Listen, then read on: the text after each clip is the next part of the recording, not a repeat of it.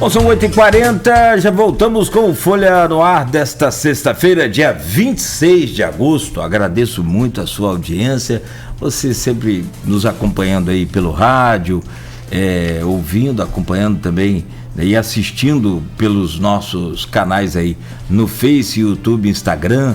Muito, muito, muito bacana também o pessoal que acompanha a gente pelos downloads de podcast, né? Muito obrigado, né, em especial aí a todos, né, pelo carinho e pela essa mega audiência que tem esse programa. Claro, né, graças a você todo esse sucesso. Muito obrigado. Voltamos no oferecimento de Proteus, Unimed Campos, Laboratórios Plínio Bacelar e Plínio Bacelar Vacina, com apoio de Green Energia Solar. Bloco agora, chave virada para Brasília. Vamos saber do Aloysio Abreu Barbosa e do Arnaldo Neto, análises sobre os números. Temos aí o Lula, que cai em intenção de voto e cresce em rejeição, e temos o Bolsonaro, que é a máquina, subindo na intenção de voto e diminuindo na rejeição. Será que, se continuar assim, a coisa vira? Será que, se a máquina do governo federal realmente vai pesar nessas eleições? E, por fim, é claro e evidente, né, a semana do Jornal Nacional, quem pôde acompanhar, né, ou quem teve acesso aí ao vivo, né, e para quem acompanhou também pelas redes sociais, as entrevistas na íntegra do Bolsonaro, do Ciro e ontem, por fim, a do Lula. O que mudam nesse cenário? Eu chamo você, Aloysio, para fazer a gentileza de abrir esse bloco, por favor. Você quer falar primeiro de pesquisa? Eu vou mandar da mesa. Quer falar primeiro de pesquisa do Jornal Nacional? Vamos falar primeiro das pesquisas? Olha só, eu tenho feito todas as pesquisas, pelo menos aquelas que eu julgo mais confiáveis, né? Tem algumas que, tanto algumas que eu acho que puxam um pouco para o Lula, como algumas que eu acho que puxam um pouco para o Bolsonaro, prefiro não analisar. Eu cito o Vox Populi, eu acho que é Lula petista desde 2018, e acho que a Paraná e a GERP puxam para o Bolsonaro. Dá mais de erro ali, né?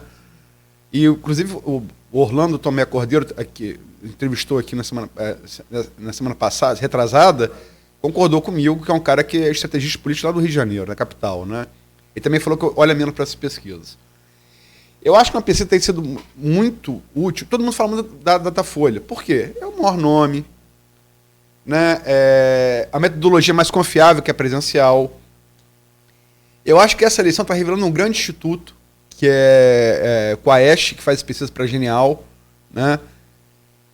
A IPEC, o antigo Ibope, fez uma pesquisa só em 2022, então você não tem nem como comparar a evolução. O que tem me ajudado, eu digo como quem faz as pesquisas, tem me ajudado muito, é a pesquisa do Instituto FSB Pesquisas, contratado pelo banco BTG, que não dá para o bolsonarista duvidar, porque BTG foi fundado por Paulo Guedes. Então, né, hoje em dia eu tenho que falar que eu não voto no cara que eu digo que eu acho que vai vencer, para poder não achar que é torcida. Então, para não achar que é torcida, o banco foi fundado por Paulo Guedes, não dá para, né? Então não dá para questionar. E porque também o BTG FSB, embora não seja pesquisa presencial, ela é por telefone, mas ela é semanal. E segunda-feira, então você já sabe. E como ela tem feito semanalmente, você vê muito a linha de evolução em curto período. A Datafolha é um mês. BTG FSB, você vê o retrato de uma semana. Então, porque olha só, se olhar a BTG FSB, por exemplo, fez 10 pesquisas até a última da segunda-feira, em todo o ano de 2022, ano eleitoral. Você tem dois momentos claros de subida de Bolsonaro. O primeiro vai de fevereiro a abril. Abril o quê? Janela eleitoral. Porque ele herda os votos de Dória e herda os votos de Sérgio Moro, que eram candidatos que pontuavam ali. Moro chegou a ter 2 dígitos, quase isso. E Dória aí, acima de Simone Tebet, nessa faixa. Então, ele herda esses votos. Então, esse movimento é muito claro. De fevereiro a abril. Tanto que abriu o teto, mudou, aí Bolsonaro herdou esses votos. que foram naturalmente para Bolsonaro, não foram para Lula. Quem votava em Moro como primeira opção não foi para Lula, nem Dória. Né? Os dois de centro-direita. Né? Bolsonaro. E o segundo movimento, ele se dá entre julho e agosto, de crescimento do Bolsonaro. O primeiro é uma coisa política. O segundo já ia ação de campanha. Né? Se bem que no caso do governo vai sempre se confundir ação de governo com ação de campanha. Né? É a arma que o governo tem. A arma que Bolsonaro tem e Freixo não tem. Bolsonaro tem essa arma, Freixo não tem. Se Freixo tivesse, se Freixo fosse, poderia furar a rejeição, tentar furar. Como o Bolsonaro está tentando agora. Mas ele não é governo. Aí é questão... Arnaldo é um cara que 1,92 m. 1,92 m não, 1,90 m. É a envergadura do braço dele. Se for boxear, ele tem que me aproximar dele. Quer dizer, a questão ele tem instrumento, o instrumento que ele tem. Que ele tem, entendeu? Isso não dá para se questionar. Né? Enfim, e a BTG-FSB, de julho a agosto, foi o primeiro instituto que pegou essa alteração. Que se deu primeiro no voto. Teve algumas alterações ali. O voto da mulher, Bolsonaro diminuiu a diferença de Lula no voto da mulher. E o voto evangélico, que deve estar associado. É difícil, que aí teria que ter uma pesquisa mais específica. Que pode estar associado o voto da mulher com o voto evangélico. Uhum. Mas ele avança muito no voto evangélico. Né? E aí, você pode falar, usou fake news dizendo que o Lula fecha templo. Não é verdade. Muitos templos evangélicos foram abertos no governo Lula e Dilma. Mas, Lula foi na sessão de Ubanda, no negócio de pipoca. Michele usa o discurso neopentecostal que PT é o diabo. Eu posso não concordo. Não é que eu estou questionando, não estou falando que não é fake news e que esse discurso não se aplica à política. Pode ser discurso que eu respeito como religião, mas não em política. Não deve ser permitido, inclusive, em política. Mas eles causaram efeito. E a BTG-FSB, de julho a agosto, ela pega uma alteração que até então não tinha se operado, que é na classe média. Fruto da redução dos combustíveis. Redução dos combustíveis. Aí, isso foi na BTG-FSB de 25 de julho a 8 de agosto, na virada do mês. Na semana seguinte, que foi anterior, todas as 5 pessoas deram isso. A BTG, eu falo que foi o primeiro que identificou o movimento. Porque as pessoas, o mal das pessoas, vem pesquisa, primeiro e segundo turno. E a própria imprensa é culpada nisso. Foca muito nisso. Você tem que ver onde está se operando a mudança e por quê. A mudança não é geral, a mudança se dá em nichos. E você tem que ver como é que eles operam no quadro geral. Então, pegou essa mudança na classe média, fruto aí sim de ação do governo, preços dos combustíveis, baixada forte dos semestres dos estados, vai ter consequência em oferta de serviço do Estado no ano que vem, né? Mas deu certo. Porque quem tem carro é a classe média. Né? E uma coisa que ainda falta confirmar e ver melhor, e aí eu respondo sua pergunta, que é o que vai definir essa eleição, no meu entender, presidencial, das 5 pesquisas da semana passada, só um deu, que foi Poder Data. Só um deu. É a mudança no eleitor que recebe Auxílio Brasil. Né?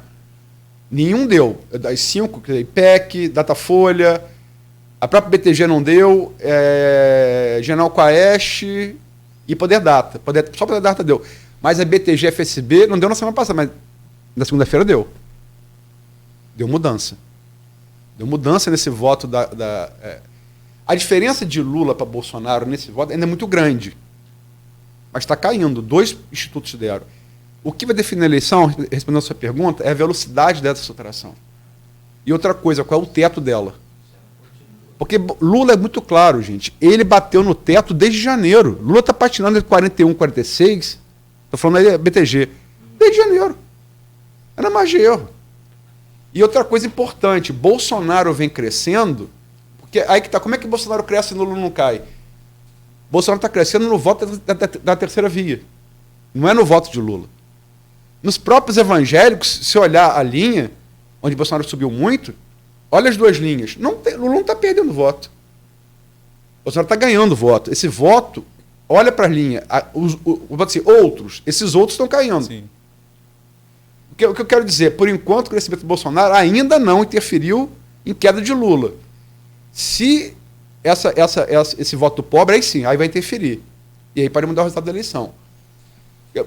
Resumo da ópera. Lula bateu no teto desde janeiro e patina nele. Bolsonaro está crescendo em 3 setores: classe média, combustível, evangélico, e começou agora o pobre do Auxílio Brasil, né, que corresponde a 18% do eleitorado. Qual é esse teto? Qual é o tamanho disso? Ninguém sabe. E qual a velocidade? As pesquisas vão dizer. E outra coisa, para o segundo turno, porque o primeiro turno é a rejeição, é a intenção de voto, é piso. O segundo é teto, é rejeição. Se igualar a rejeição. Se igualar a rejeição, eu falei da BTG, tem que citar a Exame Ideia dessa semana, deu agora... Foi ontem, né? Foi ontem? Foi ontem. Ontem. Isso vai lá da ontem. Exame Ideia deu aqui na rejeição 45 para Bolsonaro, 42 Lula. Empate técnico. Se isso se confirmar, eu não falo nem politicamente, aritmeticamente falando, pode dar qualquer coisa. Enquanto você está falando aí, Luiz, eu estou olhando aqui a pesquisa que você fez, também a cobertura dela, a análise dela e os números, da Genial. Rapaz, ela é muito grande, tem mais de 120 páginas. Né? E eu estou olhando aqui, cada coisa que você está falando, estou buscando aqui no cenário aqui, colocado pela pesquisa. Essa acho que foi dia 18. Rapaz, foi semana passada. Não foi? Dia 18. Você comentou dia 18 ou ela foi dia 17, divulgada dia 17? Foi dia 17. E você comentou no dia 18 e publicou aqui no dia 18. Então aqui, você tem em todas todos os recortes feitos aqui pelo Instituto, escolaridade, evangélico, na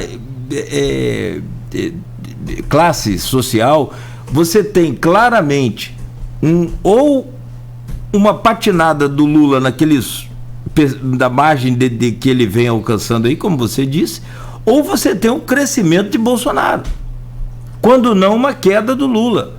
Então, assim, se você for por idade, por exemplo, tem aqui, por sexo, tem aqui. Então, você tem, Lula mantendo feminino em 46, nessa pesquisa, caiu 1 em relação ao anterior.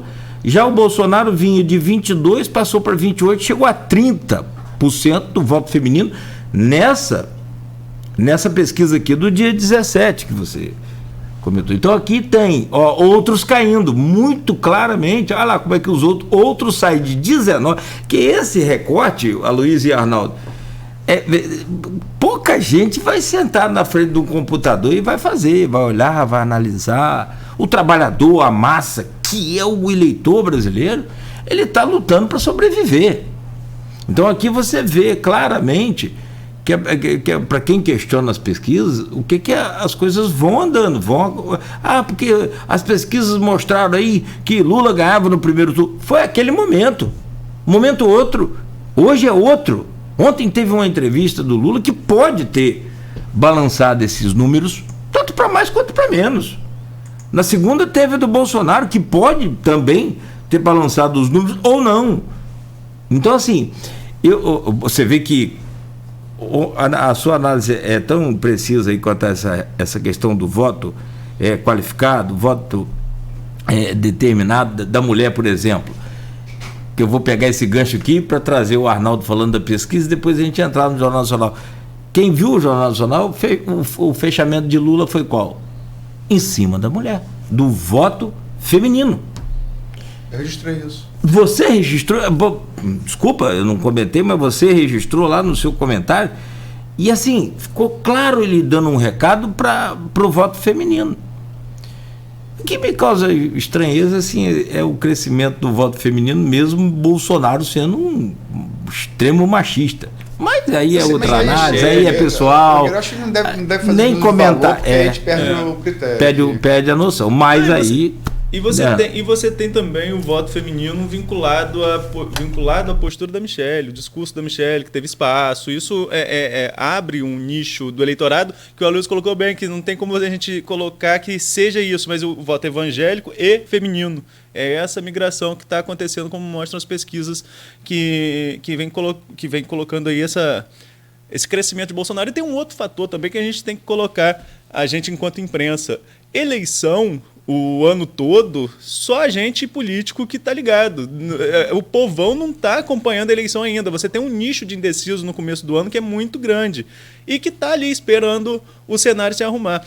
Claro que o eleitor do Bolsonaro e o eleitor do Lula, eles estão com votos bem consolidados desde o começo do ano. Aquele eleitor fiel e que pode acontecer qualquer coisa que vai continuar votando tanto no Bolsonaro quanto no Lula. E você tem um nicho grande desse eleitorado. Agora, o eleitor, de maneira geral, que ainda vai aguardar a definição do seu voto, começa a definir agora. E essa mudança, como a Luiz colocou, Lula não está perdendo voto. Ele continua mantendo o seu. Agora, teve a saída do Moro, teve a saída do Dória, vai acabar sendo repetitivo, que são os fatores que vão levando ao crescimento do Jair Bolsonaro, sem falar também nas benesses de governo, que é natural. A máquina está posta. A gente falou aqui a eleição. O que define a eleição do Castro? A boa avaliação do governo somada à rejeição do Freixo. O que vai definir também a eleição presidencial é se o governo vai conseguir ampliar a sua aprovação popular. Se tiver uma virada na classe mais pobre, e aí eu acho que as próximas pesquisas, nós falávamos isso, a Luísa falou, a gente também, final de agosto. As pesquisas agora, de final de agosto para setembro, vão mostrar muito bem se o Auxílio Brasil conseguiu virar voto. Aí, nessa classe mais pobre, não adianta só o Bolsonaro crescer ali dentro, ele tem que virar voto, porque é a classe mais populosa. Se ele consegue virar voto ali, a situação fica delicada. E aí volta o que a Luiz falou, vai dar tempo disso até 2 de outubro, mas não acaba em 2 de outubro, tem até o dia 30. Mais 28 dias. Essa conta que muita gente não faz. 156.454.011 eleitores. Sabe qual é o percentual aí de mulher? 53%. Mais da metade do eleitorado brasileiro é feminino. 47%. E o voto evangélico cresce. O catolicismo, eu sou católico, mas é uma crítica que depois da ditadura... É uma autocrítica. Depois da ditadura, o catolicismo se afastou muito daquele... Tem a CNBB de vez em quando dá um posicionamento, mas não dá nome, dá um posicionamento. Uma questão... Evangélico não tem a bancada evangélica, tem um voto consolidado. A eleição de 2000 e de 2018 aqui no Rio foi muito prova disso, né? Quanto que na reta final o voto... Na quinta-feira. Na quinta-feira, eles foram no domingo. Os pastores dispararam na quinta-feira, elegeram o Itzel e o Harold. Justamente. Então, foi. Você tem nome, o voto evangélico ele vai. Tem partido. O evangélico tem partido. Entendeu? E é uma religião que vem crescendo ao longo dos anos. Também é uma questão que a gente vem... Hoje, o catolicismo é maior no número porque quem não tem religião é católico. Né? Batizado é católico, mas na prática o evangélico tem um nicho muito maior de crescimento na questão eleitoral. Tem representatividade muito forte. O católico é mais afastado disso. Molon é um nome, por exemplo, que a Igreja Católica tem uma simpatia, mas não é o candidato da Igreja Católica. Não existe isso. O candidato dá. Na Igreja Universal, você tem o candidato da Igreja Universal. Luiz fala aqui sempre. Cadeira cativa. A cadeira da Câmara de Campos. São 3 ou 4 mandatos, 3 ou 4 legislaturas. Mas acho que é desde 96, não? Não sei se isso tudo, mas que tem... Acho que não, 96, desde 2000 para cá. Mas assim... De 3 a 4 mandatos de legislaturas, com certeza é. Com certeza. Então você tem esse eleitor... Pode ser mais para trás, mas... Você tem esse eleitor fiel... acho que até é um trocadilho, não? O eleitor e fiel ao mesmo tempo do nicho evangélico. Então, há espaço. E a campanha do Bolsonaro acertou em mexer nesse ponto. Quando entra... Acho que nem a campanha de Lula não estava nem preparada para isso. Teve que mudar, porque o embate seria corrupção e o governo que colocado como fascista. Ontem Lula usou essa expressão, inclusive na entrevista, vamos começar a falar das entrevistas no Jornal Nacional. O governo fascista, o governo que deixou o pobre mais pobre, voltou o país ao mapa da fome. Ia ser esse o discurso, um embate lá e cá. Corrupção, enfim... De repente entra a questão religiosa. E acho que nem a campanha do Lula estava preparada para isso e tem que se preparar agora, porque o embate vai focar muito nessa questão. E naturalmente feminina aí, claro, evidente. 40 minutos que podem ou não mudar a eleição no Brasil. Aloysio, o Jornal Nacional, o programa de maior audiência da televisão brasileira, em jornalismo, entrevistou essa semana 3 candidatos pela ordem lá, o Bolsonaro, Ciro e ontem o Lula. Na sua ótica, o que eles conseguiram fazer com os seus 40 minutos de... que tem aquela coisa de 15 minutos de fama, né? Vamos colocar essa aí, de 40 minutos de fama. Na sua visão, o Bolsonaro se saiu bem na segunda-feira. Acho que a gente pode colocar o Ciro, e claro, deve também, mas até pelas pesquisas, né, que a gente está comentando sobre os números, alçam aí os dois, né? E o Lula ontem. Como você analisa aí essas entrevistas? Eu escrevi sobre elas, né? Escrevi sobre elas. Acho que Bolsonaro são perspectivas diferentes. Eu só queria complementar o que o Arnaldo falou antes de entrar no Jornal Nacional. O PT não espera. O PT devia esperar muita coisa que não está esperando, né? Já tomou uma volta desgraçada em rede social de 2018. Né? Enfim. Se não fosse o Janones, coisa seria pior ainda, que o Janones que brecou,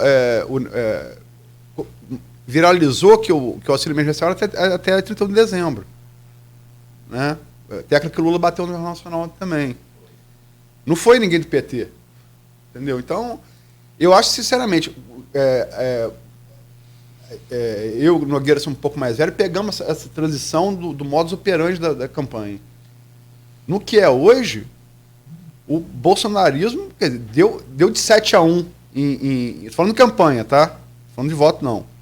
Ele deu de 7-1 em campanha em 2018 e tá vencendo de novo. Eu falo em campanha, não é pesquisa, é campanha.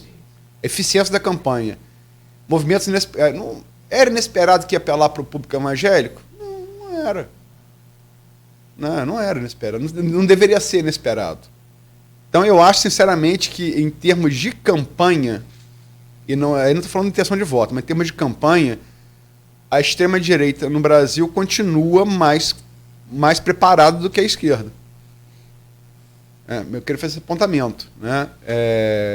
Bolsonarismo no que é campanha hoje, é mais bem preparado do que... Ainda é mais bem preparado do que a esquerda. Isso posto, eleição, essa análise de entrevista é sempre uma coisa subjetiva. Varia muito a opinião. Quer dizer, eu não estou baseando em número. Pesquisa não fala em número. É aritmética. Não há como contestar. Agora, a impressão que eu tenho é a seguinte: Bolsonaro, ele conseguiu uma vitória que foi não perder... O Centrão comemorou. Ele não perder a linha. Ele não perdeu a linha. Agora, porque se ele perde a linha, ele perde voto. Ele perde voto, pode perder voto. Eu acho que Bolsonaro saiu dali sem ganhar um voto, mas também não perdeu nenhum. Né? Quem votava em Lula? E acho que a mesma coisa de Lula. Eu só acho que Lula talvez tenha saído mais para o indeciso do que Bolsonaro.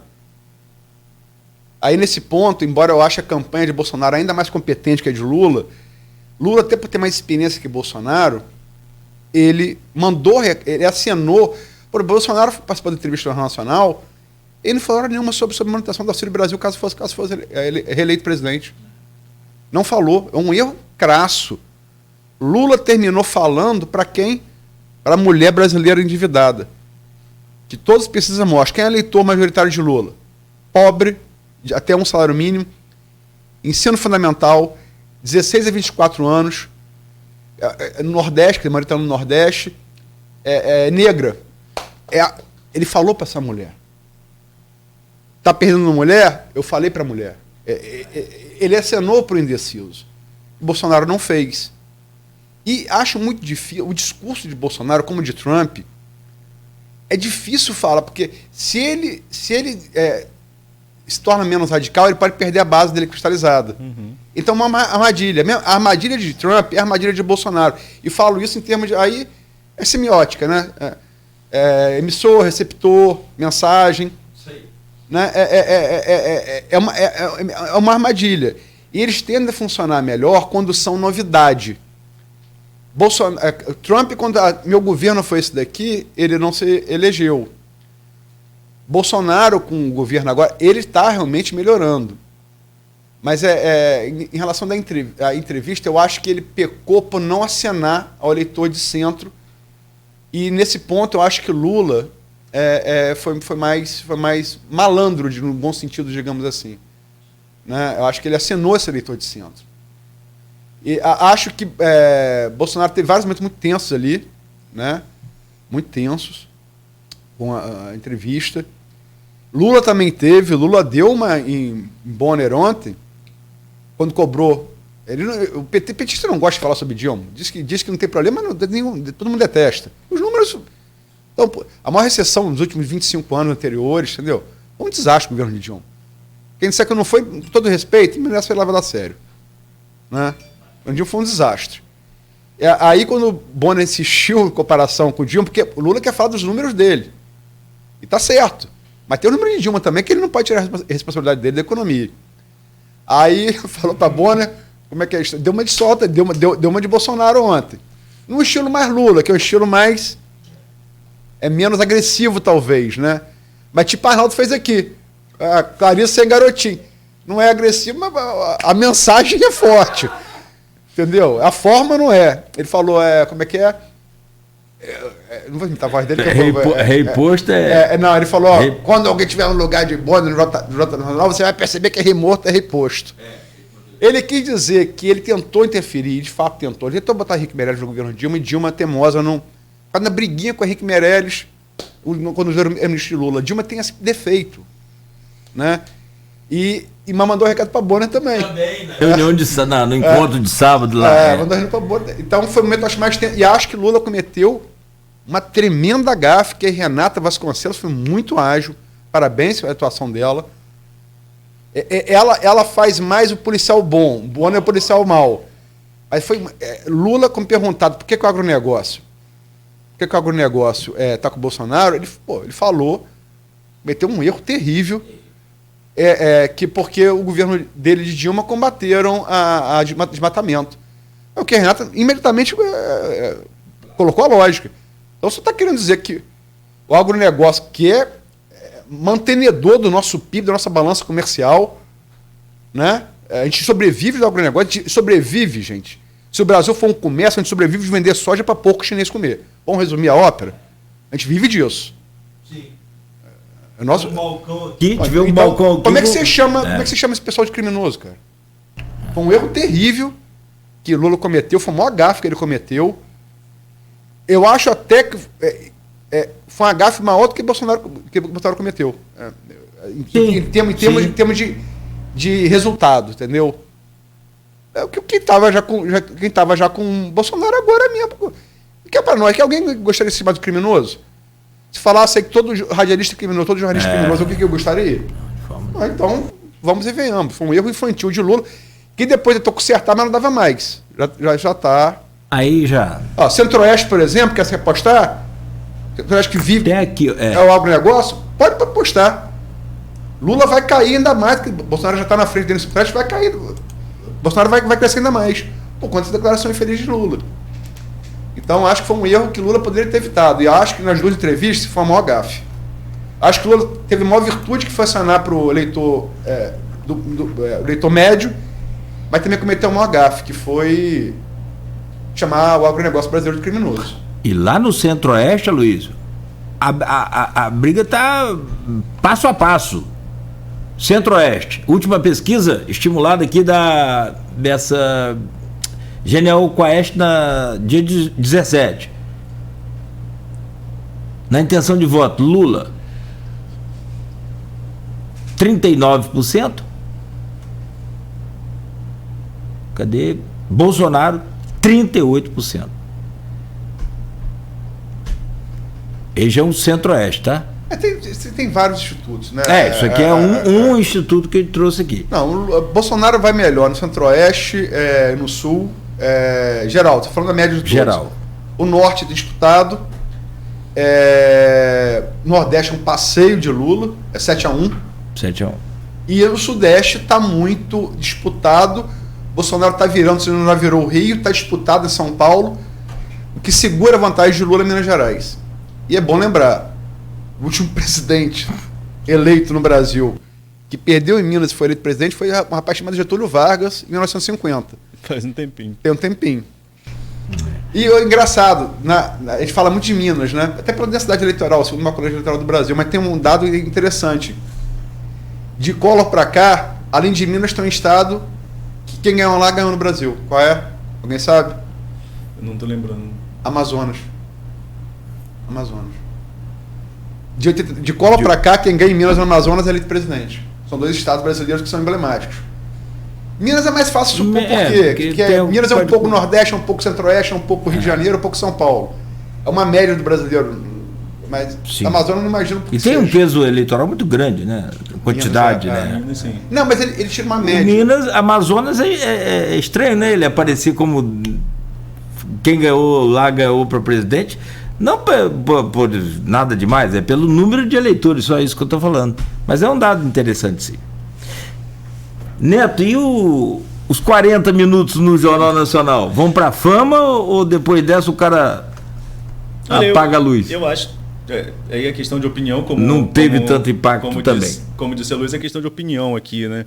E acho que não tem tanto impacto no voto. Bolsonaro falou pro bolsonarista, eu acho que menos pro bolsonarista, acho que o bolsonarista esperava um embate maior. E Lula falou pro público dele, não vira tanto voto, mas Lula tentou dar recado. O que acontece é que existiu uma expectativa tão grande de um embate entre Lula e Bonner que virou uma atração não eleitoral, virou uma atração midiática. Todo mundo queria aquele embate devido à postura do presidente, batendo na Rede Globo durante 4 anos, né? E a Globo numa linha de noticiar de uma forma mais incisiva. E eu falava aqui, Nogueira, eu não lembro se eu falei no ar ou naquele que você sempre fala que dá um podcast do intervalo na semana passada, que essa postura do Bonner me assusta e às vezes pode favorecer algum candidato. Essa maneira mais incisiva de entrevista. E todo mundo esperava um embate maior. Veio um Bolsonaro mais tranquilo, quase um Lula Paz e Amor de 2002, né? Nem tanto, mas quase. Veio mais tranquilo. Todo mundo esperava que ali seria um embate muito mais severo. E fez a audiência do Jornal Nacional bater pico de 37 em São Paulo. Lula ontem teve pico de 37 também. Acho que isso mostra muita polarização, mas na média geral, o Bolsonaro ficou quase que um ponto à frente do Lula. Os números consolidados saem mais tarde, né? Mas ali na prévia, né? E São Paulo é o grande centro publicitário, onde interferem em todo o país. Então, assim, mostra que houve uma atenção muito forte do eleitor às 2 entrevistas, mas eu acho que se esperava ter um embate maior. Quando o Lula começou ontem, né? A gente fala de Lula que está mais recente na nossa memória, que foi ontem. Quando ele começa a falar que é a grande oportunidade dele de voltar, eu pensei que ele ia dar uma mais incisiva na Globo. Sim. Mas ele foi, na mesma hora, ele recuou. É a oportunidade de eu falar para milhões de brasileiros. E tem um ponto interessante nessa entrevista que eu não sei se vocês perceberam, mas segundo o Noblar está no Metrópolis, Noblar disse que houve um acordo com o Bolsonaro. Eu ia falar sobre isso. Para não falar sobre a família, sobre rachadinha, sobre Queiroz, que houve um acordo do Bolsonaro com a Globo, que esse assunto poderia falar sobre qualquer assunto, menos sobre esse. Será que houve realmente esse acordo? Mas realmente na entrevista não chegaram nesse assunto. Né? E o nome de Messi estava lá escrito na mão dele para lembrar para a Globo, a mão esquerda para a câmera direita estava aparecendo ali, Messer, né? Que é o doleiro que é acusado de ter feito operações para os irmãos Marinho, que são proprietários da Globo. O Noblar não dá barriga. Ele falou é porque houve mesmo. Teve isso, para não dizer que nunca teve Temer, né? Temer renuncia hoje, aí à noite ele bota a música de Maísa, Meu Mundo Caiu, quando o Temer não renuncia. Verdade. Teve esse episódio aí do jornalismo que eu não consigo esquecer. Mas ele não fez nenhuma retificação da informação até agora, nem ninguém fez a retificação da informação. Não teve uma contestação. Mas eu acho que essa primeira rodada, não sei se a Globo vai fazer outra, mostra o seguinte: recados aos eleitores. Achei um Bolsonaro mais tranquilo em relação com a imprensa. Tive a oportunidade de entrevistá-lo aqui no Porto do Açu, até viralizei, porque ele veio para cima, tá na cara que eu sou candidato. Né? Aí vai lá e fala, repórter imbecil, porque é tudo assim, né? Nós fazemos as perguntas e a gente faz como se a gente estivesse num embate com um candidato. A gente até... Ele cria essa animosidade, não somos nós, nem você. Né? Acho que até mesmo por isso havia essa expectativa maior desse embate Bonner-Bolsonaro.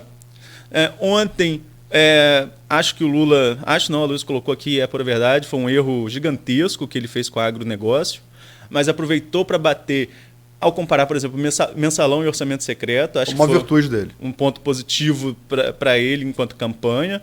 Né? Teve ali aquele momento que foi... E mas, ele é sagaz. Mas você acha que o povo, que tanto conhece o mensalão, que comenta com a gente nas ruas, esse cara é um mensalão ladrão, é o mesmo que sabe tanto da informação do que é o orçamento secreto? Vocês acham que o povo tem essa noção do que é o impacto do orçamento secreto?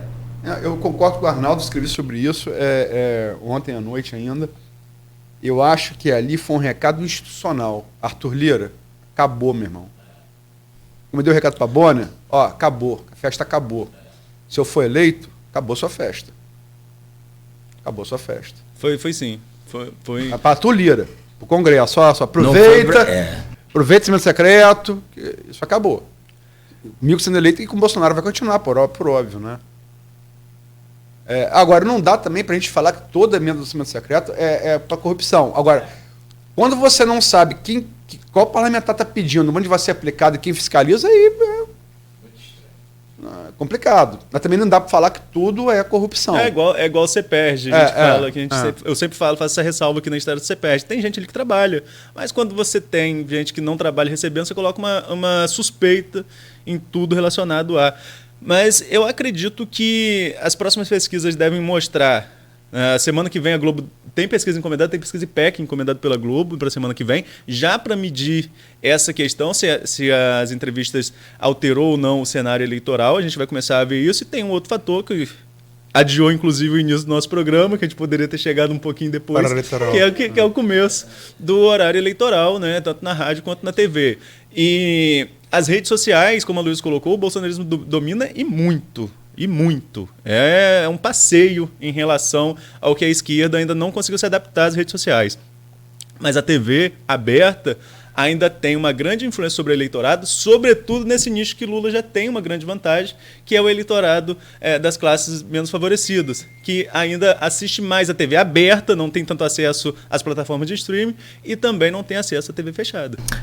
Maurício Batista, além de ouvinte número 1, já está na coprodução do programa, já chamou minha atenção aqui, que deu 9 horas. E tá um embate legal aqui na internet, o pessoal tá... Teve um comentarista, Nogueira, que se me permite, eu não vou achar aqui, acho que era... meu Deus. Ivonete. Não, foi o Gilvan, quando eu falava sobre o voto do evangélico, ele questiona qual o problema do público evangélico. Não tem problema nenhum do evangélico. Claro, o que eu estava colocando e reafirmo aqui é que o evangélico tem o voto segmentado, ele consegue agrupar a questão do voto evangélico, ele é um voto agrupado, diferente do voto católico, que não tem essa mesma linha. O rebanho está solto. Exatamente, cada um opta por quem quer e há uma divergência muito grande. No voto evangélico tem, inclusive, partido que arregimenta aí um grande número de eleitores. Eu fico com essa análise do Aloysio e acredito que, não sei se você falou também, mas eu até colocava lá no Twitter ontem a minha impressão. Quem vota em Lula vai continuar votando em Lula. Quem vota em Bolsonaro vai continuar votando em Bolsonaro. Isso é parte do princípio. Os indecisos, que estão diminuindo a cada dia, já com as novas pesquisas, podem ter sofrido um impacto, sim, nessas duas entrevistas. E que, para minha surpresa, confesso a vocês que, para minha surpresa, o Bolsonaro foi muito acima da média esperada. E eu confesso que eu consegui ver, não sei se eu estou certo ou não, um afastamento dos filhos dele diretamente, abertamente na campanha, podem estar em outra função indireta, direta, mas não aparecendo diretamente. Em compensação, vocês percebem, Arnaldo citou Lulinha, Paz e Amor. Não vou dizer que Bolsonaro é paz e amor, não. Mas ele está muito mais polido do que na eleição de 2016 e 2018. Eu queria fechar, se vocês me permitem. Primeiro, eu sei que a Arnaldo quer falar mais uma coisa a você. Resumir a ópera das entrevistas para voltar e fechar com pesquisa. Eu acho que são perspectivas diferentes. De Bolsonaro ele não se perder, e não se perdeu, foi pressionado, mas sobreviveu, foi considerado uma vitória. Lula, a perspectiva eu acho era um pouco diferente. Um pouco diferente. Se ele vai bem ou se vai mal. Ninguém esperava que Lula fosse sair esbravejando, como se esperava de Bolsonaro, né? Acho que Lula cometeu... ele foi mais inteligente que Bolsonaro ao acenar para o leitor de centro, ao acenar para além de outubro. Lula acenou para além de outubro. Uhum. Bolsonaro só falou de outubro. Para além de outubro. Agora também Lula cometeu a maior gafe. A gafe que se esperava tanto de Bolsonaro, a maior que cometeu foi Lula. Ao falar associar o agronegócio a crime ambiental. Necessariamente. Então, acho que Lula teve mais virtude, mas também teve maior erro. Então, nisso a coisa se equilibra. E para fechar, número, para fechar com o dado objetivo. A gente fala muito do eleitor indeciso. Quem é esse eleitor indeciso? Qual é a cara dele? Qual a cara? Como é que é a cara? Vamos pegar a General Quaest. 64% ela é mulher, 50% é católico, pardo 48%, vive na nossa região no Sudeste, 47%, tem renda familiar de até 5 salários mínimos, tanto classe média, 83%, não concluíram o ensino fundamental, 40%, e tem idade entre 45 e 59 anos, que é o público que assistiu o Jornal Nacional. Então, para quem entendeu o que você falou, quem conseguiu dar o melhor recado no jornal vai abocanhar uma fatia maior desse público. Na minha opinião, se equilibraram os recados. O produto foi equilibrado. O Lula teve mais virtude, mas também teve um erro maior. Não sei o Arnaldo. Não, eu concordo.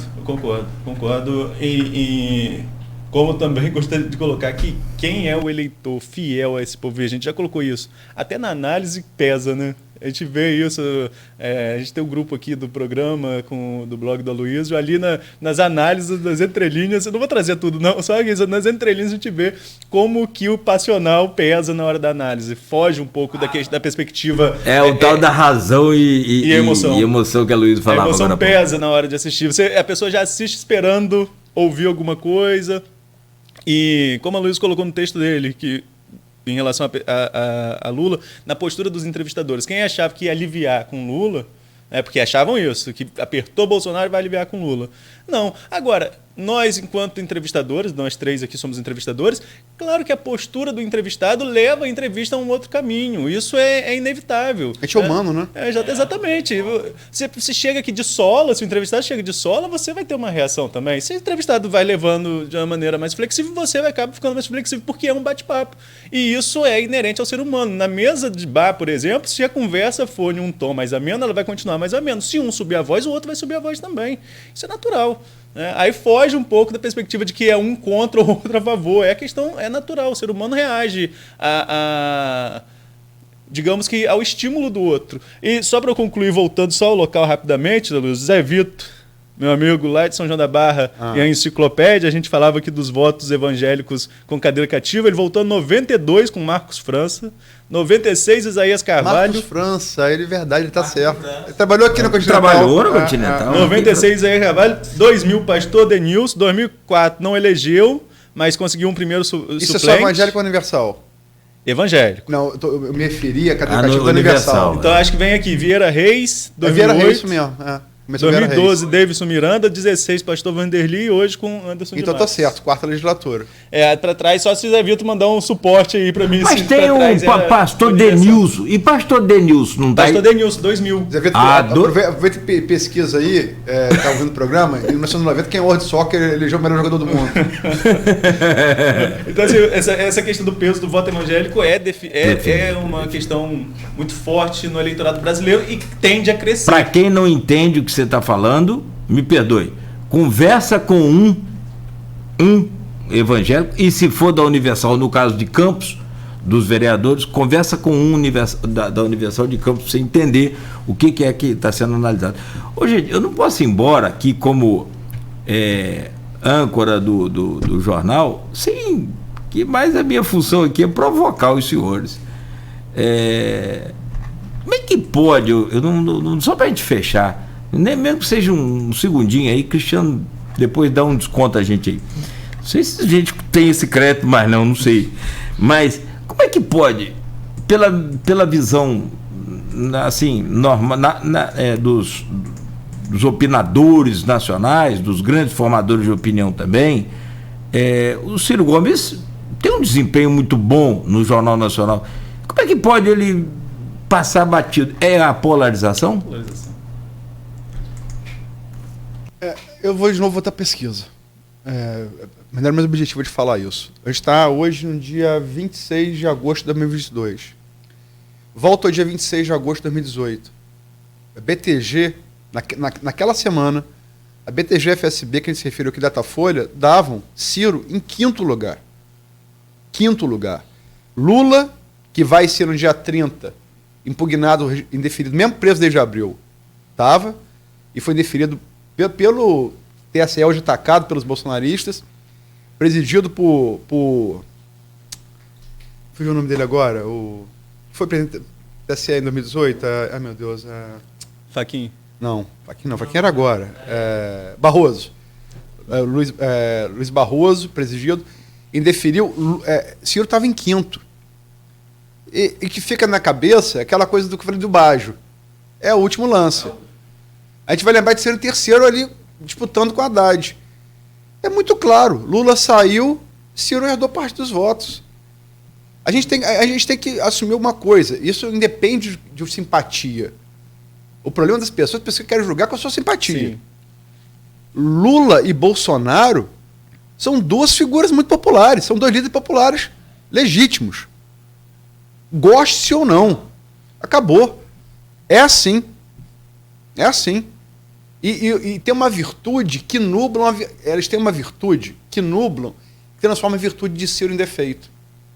Eles falam a linguagem do frentista do posto. Ele não tem tecla SAP.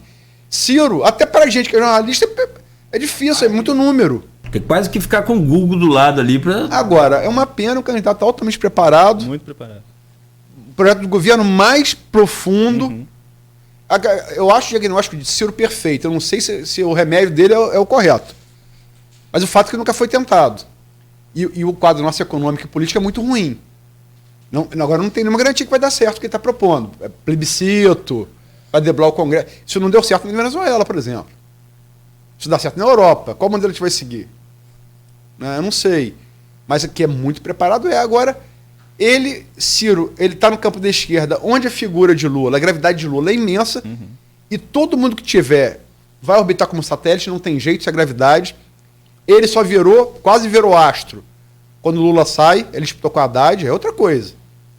E Ciro tem uma linguagem muito técnica, muito preparada e tal, mas que seria virtude, é defeito numa comparação com o discurso direto. Aí, de novo, para a semiótica, né?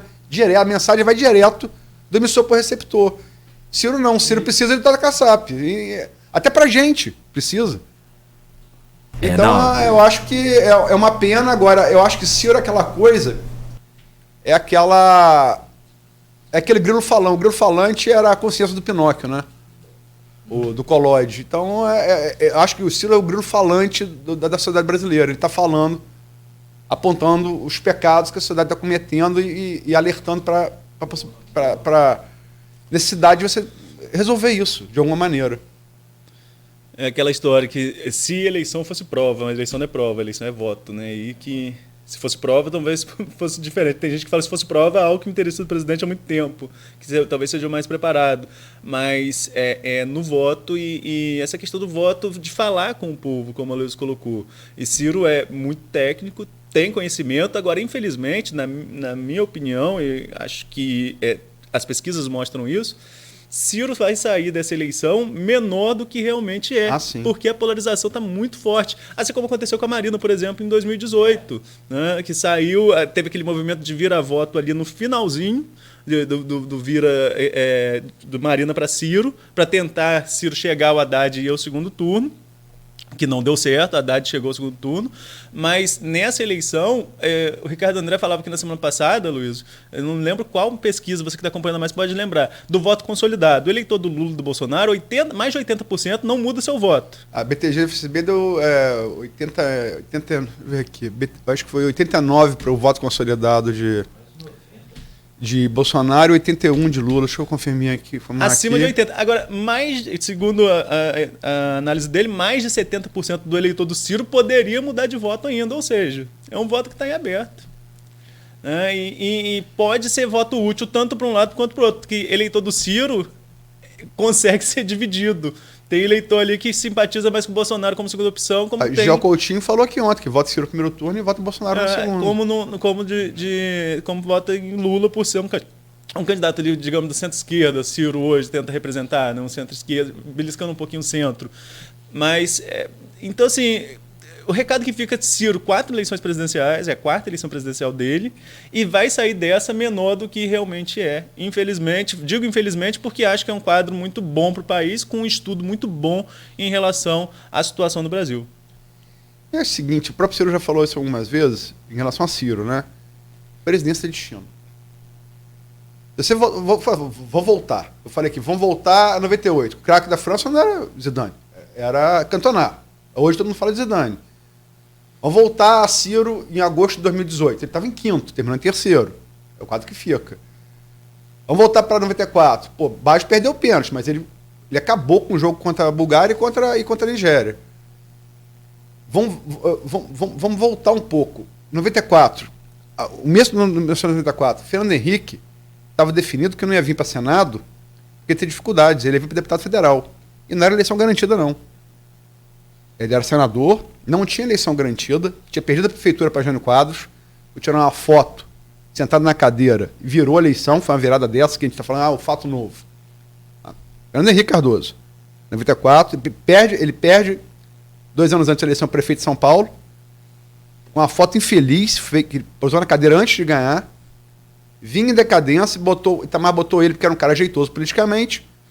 Ele não ia vir concorrer à reeleição do Senado porque teria dificuldades, ia fazer como a Aécio fez, diminuir, vir para o deputado, e a eleição não era segura. Veio o plano real, Fernando Henrique foi no primeiro turno para presidente do Brasil, foi reeleito depois. Então, o que a gente está falando, eu quero dizer o seguinte, quem está falando em agosto não tem nenhuma garantia de que vai ser o resultado de outubro. Né? Sim. Eu só acho que não sai de Lula e Bolsonaro. Eu acho impossível sair de Lula e Bolsonaro.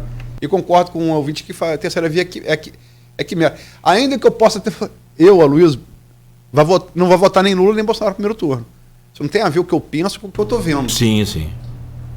Mas é bom tirar de vista que as coisas acontecem. É bom porque aí é... Gente, são 9h33. Quanto que é o horário do programa? Em minha defesa, em nossa defesa, eu recorro ao TSE, que nos obrigou a atrasar o início do programa, Cristiano. Só posso falar uma última coisa? Vamos lá. Um debate aqui entre os ouvintes.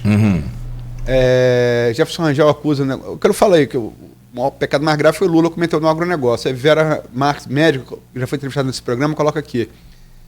Não foi bem assim. Ele disse que tem 2 tipos de produtores, os fascistas, direitistas e os que contribuem para o país. Vera disse sim, só depois que Renato Vasconcelos cobrou ele da besteira que ele tinha falado. Ele quis consertar, né? Ele quis consertar, mas a besteira já tinha sido dita. E não é justo com o agronegócio. Não é justo. Não foi. País está Você não pode generalizar categoria nenhuma. Né? Categoria nenhuma. Ele só separou, usando metáfora da agricultura, o joio do trigo quando o Renato Vasconcelos. Né? Renato Vasconcelos. Mas aí já tá. Aí já falou, não tem jeito. E o agronegócio foi o que você falou. Hoje o país é desindustrializado, passa por um processo de desindustrialização muito, muito grande, não é de hoje. Uma das coisas que Ciro mais ataca com razão. Não sei, o país pode estar desindustrializado? Pode, mas aí tem que ter um outro fator muito bom. Serviço e tecnologia, também não é o caso nosso. Também não é. Então o que segura hoje a gente? Agricultura, Como é que se idealiza assim? Sei lá. Ao vivo ali não tem jeito. Gente, olha, eu sinceramente aqui, pelo engajamento aí na internet também, no Face, muitos comentários, essa eleição é assim, você vê aqui que não aparece um cirista aí, né, para defender, né? Então tá polarizada mesmo e a gente vai só analisando esses momentos que estão, como a Luísa disse, muito bem o que a gente está falando aqui hoje, o que foi de dia 15 do mês passado, de julho, né? Muita coisa se aproveita, outras já mudaram, já tem outra fotografia, né? Então é aquela história. Fechamos por aqui, só para te agradecer e desejar um bom final de semana e anunciar que amanhã tem Folha da Manhã nas bancas bem cedo nas casas dos assinantes. Amanhã vamos trazer uma análise da semana aí, né? De agora até parar de escrever artigo para escrever matéria. É melhor porque eu não posso opinar. Eu tenho só que narrar fato. É melhor para dar mais isenção. E a parte gráfica, no impresso, eu tenho espaço para... Se eu falar muito número sem botar o gráfico, fica maçudo e difícil a apreensão. Então, daqui até... Vou trazer um resumo. Tem uma matéria também do Aldi em política interessante sobre a movimentação dos candidatos a governador, Castro com Rodrigo, Castro com Rodrigo Bacelar e Rodrigo Neves, né? Nesse final de semana aqui em Campos. Enfim, tem matéria sobre gato, está bem diversificada a edição de amanhã. Mas amanhã sim, o resumo tudo que a gente falou aqui, com menos opinião e mais narração, de fato, vai estar no impresso de amanhã. E agradecer aí a Arnaldo pela presença aí. Hoje ele é convidado, né? Hoje ele é convidado. A gente bancada bancada sempre. É só... Titular é titular, não tem esse negócio não. Então, Luiz, valeu. Bom final de semana, muito obrigado. Né? Arnaldo Neto, a você também um bom final de semana. Pelo que a Luiz falou, é só ele que vai trabalhar, você vai descansar também? Nada, tem compromisso, o jornal amanhã sai bem cedo, então tem que preparar essa edição aí especial. Tô vendo que o discurso mudou, né? Antes era bom descanso, mas tudo bem. Qual o tamanho do seu braço, velho? Brincadeira. Bom dia a você, até a próxima semana, se Deus quiser. Estaremos aqui na bancada também na próxima semana e amanhã, como você bem disse, bem cedo na Casa dos Assinantes, nas bancas, a edição da Folha da Manhã. E só para uma pincelada aqui dessa semana, você está certíssimo em relação aos comentários. A polarização é o que está aí nos comentários do programa de hoje. Não foge muito disso, né? Não foge. O que não foge aqui não vai fugir em lugar nenhum. É o que está acontecendo no país todo e talvez por isso, volta um comentário que eu fiz lá no começo, talvez por isso as outras disputas estejam até mais encobertas, né? A polarização acabou dominando o cenário nacional. Nogueira, bom fim de semana a todos. Valeu. A todos também muito obrigado. Na segunda-feira estaremos de volta, né, Arnaldo? Se Deus permitir, aqui no Folha no Ar. A você que nos acompanhou até aqui, né, muito obrigado pela sua audiência, muito obrigado aí pelos comentários, e todos que postaram aqui e estão, né, debatendo aqui, fazendo aquela história, né, com um bom debate, sem nenhum baixo nível. A gente volta segunda-feira às 7 no oferecimento de Proteus, Unimed Campos, Laboratórios Plínio Bacelar Vacina e o apoio de Green Energia Solar.